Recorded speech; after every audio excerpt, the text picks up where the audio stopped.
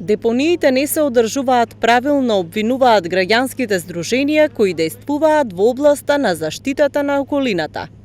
Ѓорѓе Танушев смета дека ненавременото санирање на депониите е причина за честото самозапалување, но и дека има намерни палења кои треба да се наблюдуваат и санкционираат. Мислам дека проблемот таму е со директно палење, што не носи на следно ниво на проблемот, кој ја контролира депонија таму, бидејќи законски никој не може да влезе туку така внатре, оградено е, има луѓе чувари, па има и видеонадзор, колку што знам јас.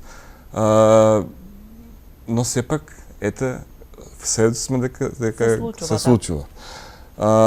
Друга работа е тоа што кога Државниот инспекторат за животна средина беше во контрола, во наша пријава, и ги утврди работиве што сите ги знаевме претходно, значи точно се знае дека треба да има ред, да го речеме, постава на отпад, па 30 до 50 сантима земја и се така редовно.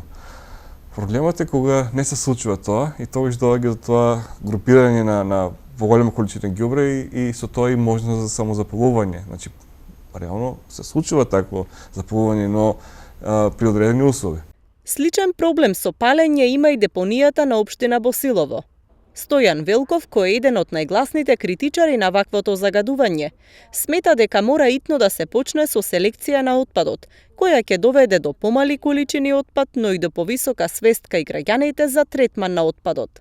Како е можно да не сме до таму стасани со умот, кога гледаме дека во западните земји, еве како пример нив ги земаме, нели, затоа што тие многу добро се снаоѓаат со селекција и рециклирање на отпадот, како е можно ние толку ли сме неспособни да направиме една организација да се донесе еден план и програма за селекција и како што е за многу работи имат луѓето, граѓаните да имаат обврски да ги извршуваат, па нека биде и тоа. Како е можно до таму да сме стасани, да не работиме за наше добро? Нели сваќаме дека ако пластичните шишиња и сет друг отпад што се селектира, можеме да го однесеме во откупни пунктови што ги има во Струмица, нели сваќаме дека така ќе се намалат депониите и дека така ќе дадеме помалку гориво на депониите кои постојано се палат?